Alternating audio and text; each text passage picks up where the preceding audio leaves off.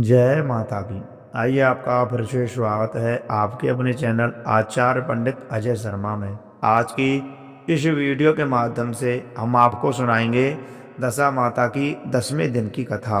अगर आपने अभी तक पिछले अध्यायों की कथा नहीं सुनी है तो कृपा करके अवश्य श्रवण करें। हमारे चैनल पर दशा माता की सभी कहानियाँ उपलब्ध करा दी गई हैं, तो वहाँ पर आप दशा माता की सभी कथाओं को श्रवण कर सकते हैं। सभी माताओं बहनों को हमारे चैनल पर कथा सुनने के लिए बहुत बहुत धन्यवाद एवं बहुत बहुत साधुवाद। ऐसे ही अपनी कृपा हमारे ऊपर बनाए रखें और हमारे चैनल के माध्यम से जो भी जानकारी दी जाती है उसको ज़्यादा से ज़्यादा शेयर करें, लाइक करें। आइए, अब आप सुनेंगे दशा माता की 10वें दिन की कथा। बोलिए दशा माता की जय। एक नगरी थी, उसमें एक बाग था। बाग में एक फकीर रहता था।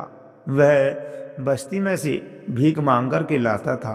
कोई आटा देता, कोई रोटी, तो कोई अनाज देता था। परंतु होली के आने के बाद सब औरतें एक मंदिर में बैठ कर के दशा माता की कहानियां सुनती एवं कहती थीं। किसी के घर पर कोई नहीं मिलता था तो वह फकीर परेशान हो गया। जब उसे मालूम हुआ कि सभी औरतें मंदिर में बैठी हैं और वहां दशा माता की कहानियां सुन रही हैं, तो वो भी वही मंदिर में बैठ गया और वह भी उनके पास बैठ कर के दशा माता की कहानियां को सुनने लग गया। उसने पूछा कि इसको सुनने से क्या होता है, क्या मिलता है? तो उन्हीं में से एक महिला ने बताया कि दशा माता की कथा सुनने से एवं व्रत धारण करने से घर में अन्न, धन, लाभ, लक्ष्मी सबकी प्राप्ति होती है। तो इस पर फकीर बोला कि मेरे भी कुछ नहीं है, दशा माता जी मुझे भी जरूर कुछ देंगी। फकीर की हथेली में एक फपोला हो गया। 10 दिन होने के बाद फपोले में से एक सुंदर कन्या जन्मी। वह कन्या दशा माता की दी हुई थी।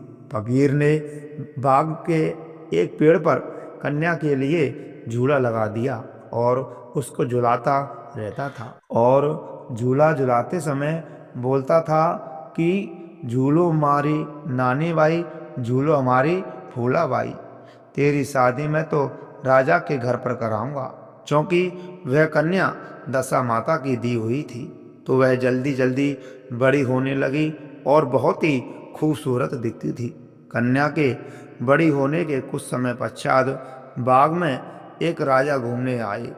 घूमते हुए राजा ने जब कन्या को देखा और मन में सोचा कि यह कन्या कितनी खूबसूरत है, इससे तो मैं शादी करूंगा, सिर्फ मैं ही शादी करूंगा। राजा ने जब पता करवाया कि यह कन्या किसकी है तो उसे पता चला कि ये तो फकीर की कन्या है। राजा ने फकीर को बोला कि तुम्हारी कन्या से शादी करना चाहता हूँ। इस पर फकीर बोला कि आप तो राजा हैं, मैं तो गरीब हूँ। मैं गरीब फकीर कैसे आपसे मेरी कन्या की शादी करा दूँ? मैं आपसे शादी नहीं करा सकता अपनी कन्या की। राजा नहीं मानता है, वो कहता है कि मुझे तो तुम्हारी कन्या से शादी करनी है। फकीर अपनी कन्या की राजा से शादी कराने को तैयार हो गया और राजा ने तो उस फकीर की लड़की से शादी कर ली। राजा के महल में रानियां तो पहले से ही थी, पर कुंवर किसी भी रानी के नहीं था। नई रानी ज़्यादा सुंदर थी तो राजा उससे ज़्यादा खुश रहते और उसको दूसरी रानियों से ज़्यादा अच्छा रखते थे। कुछ दिनों बाद नई रानी गर्भवती हुई और राजा के व्यापार के लिए दूसरे देश जाने का समय आया। तो रानी बोली कि आपके जाने के बाद मेरा ध्यान कौन रखेगा? मेरे से दूसरी रानियां थोड़ी नाराज रहती हैं। राजा ने बोला कि सबसे बड़ी रानी है, वह थोड़ी समझदार है, मैं उसको जिम्मेदारी देकर जाऊंगा और मेरे को कुछ निशानी दे दो ताकि मुझे भी पता लग जाएगा। रानी ने गुलाब की कली निशानी के रूप में राजा को दे दी। 9 महीने पूरे होने पर बड़ी रानी ने दाई माई को पैसे देकर के समझा दिया कि अगर इसके लड़का हो जाएगा तो राजा हमको अच्छा नहीं रखेंगे। इसको बोलना राजा के यहाँ ऐसा नियम है कि आंखों पर पट्टी बांध करके बच्चे को जन्म देती है और तू बच्चे को भैंस को खिला देना। दाई माँ ने ऐसा ही किया और छोटी रानी से कहा कि राजा के कहाँ कुंवर लिखा है। राजा के कुंवर भाग में होता तो दूसरी रानियों के भी होता। छोटी रानी को ऐसा कहने के पश्चात उसके बच्चे को भैंस के सामने रख दिया। उस समय सतयुग चल रहा था तो भैंस इस बच्चे को पूरा का पूरा निगल गई। वह भैंस पहले तो उसको चाटने लगी और बाद में वह उसके मुंह में चला गया। 10 महीने बाद भैंस के भी एक बच्चा हुआ। अब उधर राजा के पास कली खिली। राजा के वापस लौटने पर खूब बड़ा जलसा हो करा। राजा तो भूल भी गए थे कि उसके 7वीं रानी भी है और दूसरी रानियों ने उस 7वीं रानी को तो चमड़े के कपड़े पहना करके एक बांस की लकड़ी दे करके महल के ऊपर से कोय उड़ाने वाली बना दिया था। जब भैंस को बच्चा हुआ तो वह किसी को कुछ नहीं करता था पर बड़ी रानी को मारता था। बड़ी रानी ने सोचा कि यह तो वही दुश्मन है। बड़ी रानी राजा से बोली कि इस भैंसे को मरवा दो, यह सबको बेटियां मारता है। नौकरों को पड्डा मारने के लिए भेज दिया और बोले कि इसको मार करके आंखें निकाल करके लाना। वह लोग उसको मारने के लिए दूसरे शहर ले गए। दूसरे शहर के राजा की लड़की को घर में बैठे बैठे सब दिख रहा था। उसको पुराना आगे पीछे का सब पता चलता था। राजकुमारी उन आदमियों से बोली कि यह पड़ा मेरे को दे दो। तो वो लोग बोले कि नहीं, हमको तो इसको मारना है। वो बोलती है कि इस मासूम पड़े को क्यों मारते, कि हमको इसको मारने का हुक्म मिला है और इसकी आंखें हमें सबूत के तौर पर दिखानी है। तो इस पर लड़की बोलती है कि जो कोई भी जानवर मरा हो उसकी आंखें लेकर के चले जाओ। राजकुमारी उस पड़े को प्रतिदिन हरी हरी अच्छी अच्छी घास खिलाती थी, चांदी के बर्तन में पानी पिलाती थी और उसको बहुत अच्छा रखती थी। कुछ समय पश्चात एक दिन उस राजकुमारी के पिता राजा को विचार आता है कि अब मेरी राजकुमारी भी बड़ी हो गई है, इसके लिए अच्छा वर ढूंढना चाहिए। तो राजा अपनी बेटी राजकुमारी से बोलता है कि बेटी, अब तुम्हारे लिए सुयोग्य वर ढूंढने का समय आ गया है। तुम बताओ तुमको कैसा वर चाहिए। तो इस पर राजकुमारी कहती है कि मैं तो इस भैंसे से ही शादी करूंगी। राजा रानी बोलते हैं कि भैंसे से कोई शादी करता है क्या, परंतु राजकुमारी नहीं मानती है। वो तो कहती है कि मैं तो भैंसे से ही शादी करूंगी। राजकुमारी के जिद करने पर उसकी शादी भैंसे से करा दी जाती है। एक दिन राजा शिकार खेल करके घर आए तो गोखड़े में राजकुमारी के साथ रात को किसी कुंवर को बैठा देखा तो डर के मारे राजकुमारी किस कुमार से बात कर रही है। राजा ने रानी को बोला कि अपनी राजकुमारी किसी कुमार से बातें कर रही हैं। रानी ने कहा, अरे हाँ, मैं बताना भूल गई थी कि अपनी राजकुमारी तो बहुत ही समझदार है। अपनी राजकुमारी ने जिस पड़े से शादी करी थी ना, उसमें से रात को एक सुंदर सा राजकुमार निकलता है और सुबह होते ही वह कुंवर पाड़े की खोली में चला जाता है। राजा राजकुमारी से बोलता है कि आज कुंवर से पूछना कि उसकी खोली कैसे बदली जा सकती है।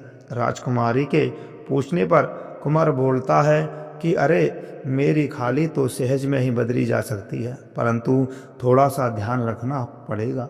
वह कहता है कि सटिया यानी कि कच्ची लकड़ी की गठरिया मंगवा लें, दही दूध के घड़े भरवा लें, गुलाब जल और पानी के घड़े भरवा लें। जब मैं खोली पहनने लगूं तो जल्दी से सठिया मेरी खोली पे डालकर उसे जला देना। मैं जब जलूं जलूं बोलने लगूं तो दूध, दही, गुलाब जल और जल से भरे घड़े मुझ पर डाल देना। इस प्रकार से मेरी खोली बदली जा सकती है। अगले दिन उन्होंने इसी तरह से उन्होंने खोली बदलवा दी और उसमें से सुंदर कुंवर निकला। अब कुछ दिनों बाद कुंवर बोले कि अब हमें भी हमारे महल जाना चाहिए, हमारे भी पूरा परिवार है, माँ, पिताजी, राजपाट सब है, सो अब आप हमको भी सीख दो। राजा ने कहा कि बिना कुछ दिए ऐसे कैसे भेजूं मैं आपको। फिर तो राजा ने उन्हें बहुत सारा दहेज दे करके पूरे लवाजे के साथ विदा करा।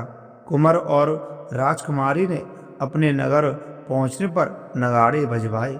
राजा ने सोचा कि कोई दूसरा राजा चढ़ाई करने आया देख तो वो अगवानी करने हाथ जोड़ कर के आए। कुंवर ने कहा कि आज का खाना मेरी तरफ से है, आप ढूढ़ी पिटवा दो कि नगरी के सब लोग खाना खाने आवे।